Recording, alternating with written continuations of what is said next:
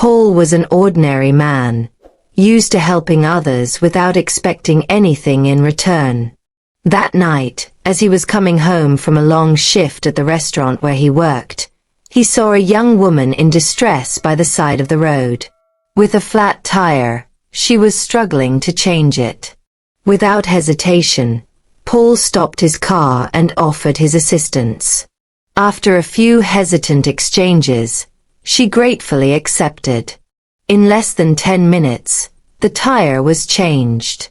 The young woman, named Elise, thanked him warmly before driving off. The next morning, as he sipped his coffee on his porch, Paul noticed a black SUV stopping in front of his house. 3 men got out. One of them, dressed in a smart suit, approached him. "Are you Paul?" he asked. Intrigued, Paul nodded. "I'm Mark Delcourt. You helped my sister Elise last night. She hasn't stopped talking about you." What seemed like a simple act of kindness was about to take an unexpected turn. The man pulled an envelope from his pocket and handed it to Paul. His heart raced. He didn't yet know that his life was about to change forever. As a teenager left to fend for himself, Leo quickly sank into a spiral of delinquency and addiction. Without guidance or support, he found refuge in excess, trying to forget his painful past through artificial paradises. Unfortunately, these choices had irreversible consequences for his future. In adulthood, he fought for years to free himself from his dependencies, but the battle left scars. His marriage fell apart, his wife and children drifted away, and his professional dreams vanished one by one. Over time, Leo learned to accept his fate. He found a modest job in a pizzeria and lived alone, with only his neighbor, Mr. Dupuis, a kind man who provided invaluable support. Thanks to him, Leo was able to overcome his demons. One evening after his shift, he noticed a young woman in trouble by the side of the road. Her flat tire and worried look immediately aroused his compassion. Without hesitation, he stopped and offered his help. Leo knew better than anyone what it was like to be alone and vulnerable. After the tire was changed, the young woman thanked him emotionally and drove off into the night. The next morning, as he was enjoying his coffee, a black SUV stopped in front of his house. 3 men got out, one of them wearing an elegant suit. "Are you Leo?" he asked in a calm but commanding voice. Leo felt a strange tension building inside him. His simple act of kindness from the previous night had set off a chain of events that would turn his life upside down in the most unexpected way. Now alone, Leo tried to rebuild a life as peaceful as possible. He got a modest job in a pizzeria in a distant neighborhood and worked hard to keep his head above water. Without family or real friends, he found some comfort in his neighbor, Mr. Dupuis, an older man who had lent him a hand when everything seemed lost. It was thanks to him that he had managed to get the job and stay on the right path. The days felt similar, marked by work and occasional visits to Mr. Dupuis. But one night, as he was coming home late after his shift, he saw a car stopped by the side of the road. A young woman was struggling to change a flat tire. Leo hesitated for a moment, but his instincts urged him to stop. He knew better than anyone what it was like to be alone and helpless. Without waiting, he offered his help. Initially wary, the young woman eventually accepted. As they replaced the tire, they exchanged a few words. Leo didn't talk much about himself, but the sincerity in his gaze didn't escape his companion.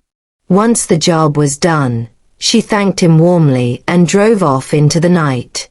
The next morning, while enjoying a rare moment of rest, a black SUV stopped in front of his house.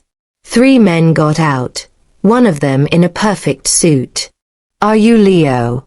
he asked seriously. Leo felt a shiver run down his spine. He had no idea that this seemingly casual encounter would completely alter the course of his life in a way he never could have imagined. Paul was one of the few people who had believed in him despite his tumultuous past. He had encouraged him to distance himself from his demons and lead a more stable life. Grateful, Leo often helped him, fixing things around his house or simply keeping him company during the long winter evenings. Still, a deep sense of loneliness continued to weigh on his shoulders. One evening, as he left the pizzeria after a tiring shift, he noticed a car stopped by the side of the road. A young woman was struggling to change a flat tire. He slowed down, hesitated. After all he wanted was to get home and slump in front of the TV. But seeing the driver's distress, he parked and got out of his car. "Need a hand?" he asked kindly. The young woman, initially wary, eventually accepted his help. While he worked, they exchanged a few words. Her name was Camille, and she had been out for an evening with friends. When he finished, she thanked him warmly and drove off into the night. The next morning, as he savored his coffee, a black SUV stopped in front of his house. 3 men got out, one wearing an elegant suit. "Are you Leo?" the stranger asked in a calm tone. Leo furrowed his brow, intrigued. He had no idea that this simple act of kindness would set off a chain of events that would change his life forever. That morning, however, the doorbell rang in an unusual way, more insistently. Curious, Leo put down his coffee cup and headed to the door. When he opened it, he was surprised to find a man dressed in an impeccable suit, accompanied by 2 other individuals who were waiting near a black SUV parked in front of his house. "Are you Leo?" asked the man in a neutral but assured tone. Leo nodded, a slight apprehension rising within him. He had no memory of dealing with such people. "My name is Antoine," the stranger continued. "I'm here on behalf of my sister, Camille. She spoke of you." Leo blinked, perplexed. Camille. It took him a moment to associate the name with the young woman he had helped the night before on the side of the road. "She wanted to make sure I properly thank you," Antoine added, handing him a white envelope. Leo hesitated before taking it, and when he felt its weight, he immediately understood what it contained. He shook his head. "No, I can't accept this. I just helped someone in need, nothing more." Antoine smiled slightly. "It's not just for last night. Camille thinks you deserve more than what life has given you so far. She just wants to offer you a second chance." Leo felt a wave of emotion overwhelm him. He had never imagined that his existence, marked by so many regrets, could take such an unexpected turn. A sigh escaped him. He knew too well the feeling of loneliness and helplessness to ignore someone in need. Resigned, he slowed down, parked behind the stopped vehicle, and gave a brief honk to signal his presence. The young woman straightened up suddenly, her phone still between her teeth, and watched him warily as he got out of his pickup. "Having trouble with your tire?" he asked in a calm tone. She nodded, removing her phone from her mouth. "Yes. It must have run over a nail or something." Without a word more, Leo crouched by the wheel and assessed the situation. He immediately noticed the mistake she was making while handling the jack and, with confident movements, took over. The young woman seemed hesitant, but as he started talking to her to lighten the mood, she gradually relaxed. As the conversation flowed, he learned her name was Camille and that she was coming back from a night out with friends. He briefly mentioned his work at the pizzeria, his neighbor Paul, and the quiet life he led. As she listened, Camille sensed a certain melancholy behind his words, a nostalgia for a painful past he didn't mention. When the tire was changed, she thanked him warmly. Leo gave her a tired smile before heading back to his pickup. He had no idea that this simple encounter would mark a decisive turning point in his life. Initially wary, the young woman silently watched him, weighing whether it was safe to let a stranger help her in the middle of the night. But seeing his steady movements and the time-worn look on his face, she slowly began to relax. Leo, focused on his task, broke the silence by starting a conversation. Coming back from somewhere? Yes, from a night out with friends. And you? I just got off work. I do deliveries for a pizzeria. Gradually, the exchange became more natural. Camille, the young woman, said little about herself but asked questions about Leo's life. He, perhaps because he didn't often get the chance to talk to anyone other than his neighbor Paul, began to open up a little. He briefly mentioned his past, his regrets, and the loneliness that weighed on him.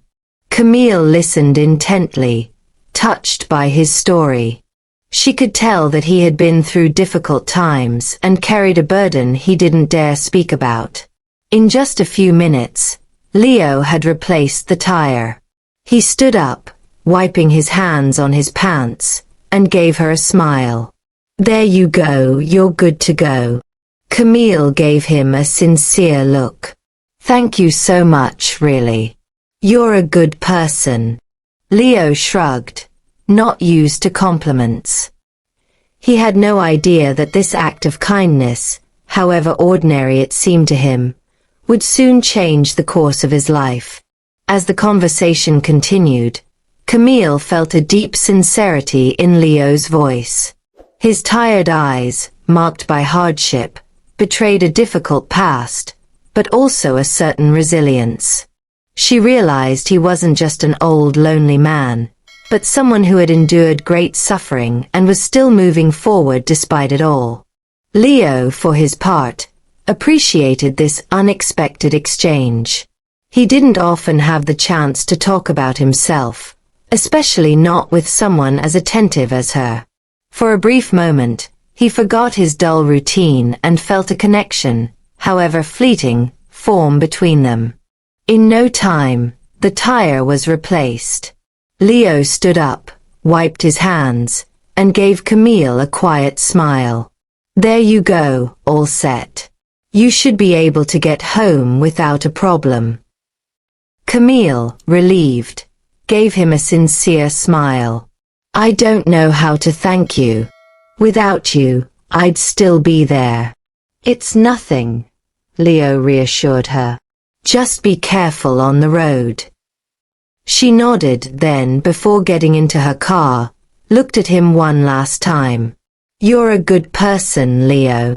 He stayed silent, touched but unsure of how to respond. As she drove away, he had no idea that this simple gesture would soon shake his existence in a completely unexpected way. Back at home, Leo slumped into his chair with a satisfied sigh. He turned on the TV, but his mind was elsewhere. This unexpected encounter had given him a warmth he hadn't felt in a long time. Helping this young woman, talking to her without filter or judgment, reminded him just how precious human connections could be, even fleeting ones. The next morning, he woke up earlier than usual.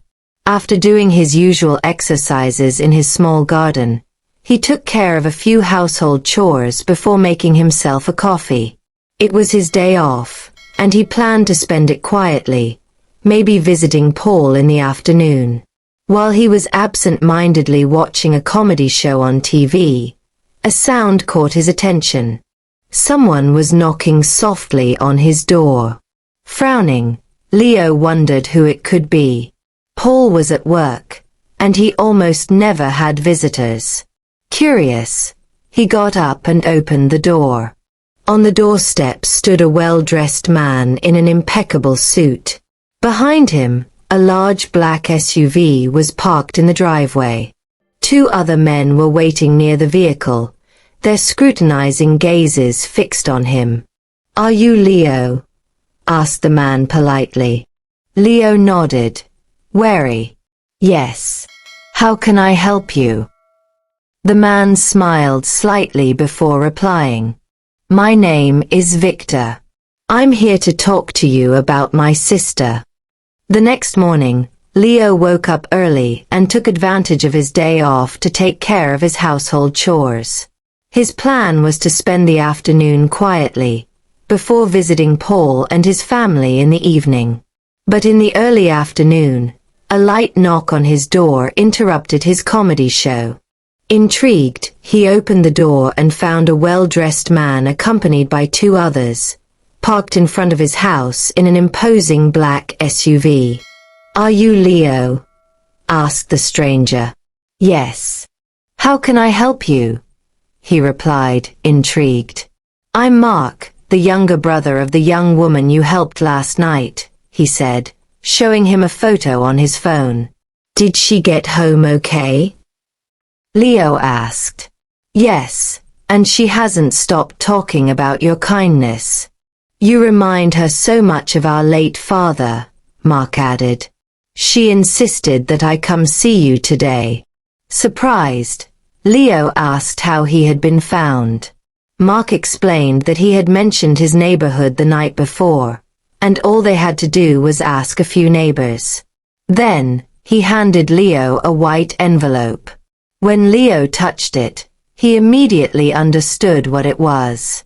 Upon opening it, his suspicions were confirmed, and he tried to return it to Mark. "I can't accept this. I just helped a woman in need. It's her way of thanking you. Please don't refuse, it would hurt her feelings," Mark insisted, handing him the envelope again. Moved to tears, Leo hugged Mark. "Thank you so much. Please tell her how grateful I am. She'll come see you as soon as she's back from her trip," Mark assured him. Before leaving, he added, "One last thing. You've always dreamed of working at Golden Leaf, haven't you? There's an opening with a 3-month training program. I've put in a good word for you. We just need your resume." In shock, Leo broke into tears. His dream was coming true. 4 months later, thanks to this opportunity and Sarah's financial help, he moved to a better neighborhood, bringing his friend Paul and his family with him, the only people he considered his true family. Over time, Sarah and Mark became close, treating Leo like a father. Life sometimes brings unexpected returns. A simple act of kindness can transform a life.